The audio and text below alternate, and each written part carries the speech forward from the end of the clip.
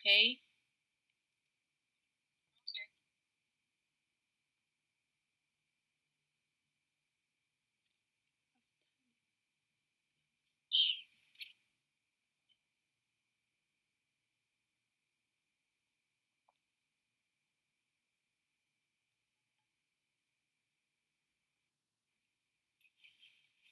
Next is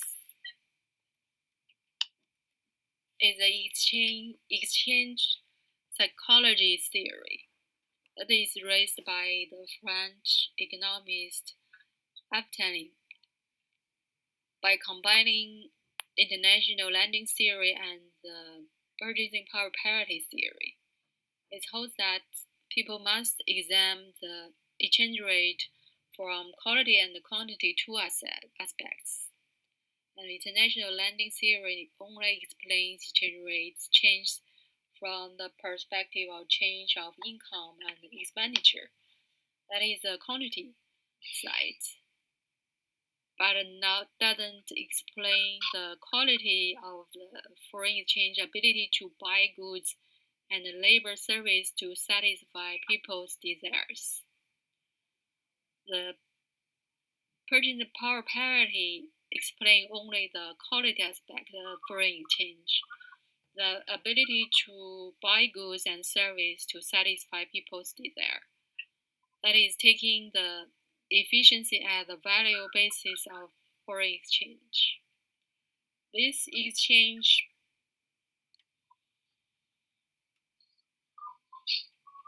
the this theory raises that to satisfy people's desire or utility, they hold a foreign exchange to buy goods and services, and utility is the base of value of foreign exchange. The real value of foreign exchange lies in the marginal utility, which is the decision of people. That is a psychological reaction. This theory holds that in practice, people's psychological evaluation will affect by the quality and the quantity of the exchange. The former is the specific purchasing power of money and the ability to pay the debt and the institutional factors. The latter is the balance of payments, the quantity of currency, and the financial situation, etc. The combination of the two forms a complete subjective evaluation of foreign exchange. And this theory is developed from Austrian subjective utility theory under the impact of large amount of international capital on financial markets. The people's psychological factors have an increasing impact on foreign exchange trends.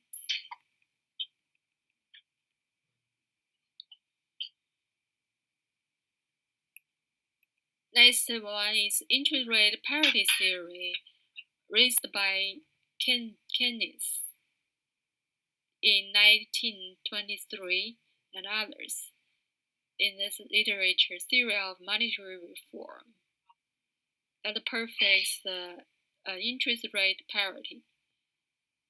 And under the conditions of free international capital flow, the rate of forward exchange rate change of two currencies is equal to the interest rate difference between two currencies, between two countries. And it can be divided into uncovered interest rate parity, or the UIP, and covered interest rate parity, or CIP. The first one refers to the investment strategy of investors to calculate the expected return according to their expectation of future exchange rate and conduct investment activity under their barred exchange rate risk, assuming that the investors are risk neutral and their income utility curves is linear. The investor's utility is determined by the expected value of income. Their higher expected income, the greater the utility achieved by the investor. And if the inherent risk is different, the two portfolios' expected income are the same. So, the investor's preference of the two portfolios.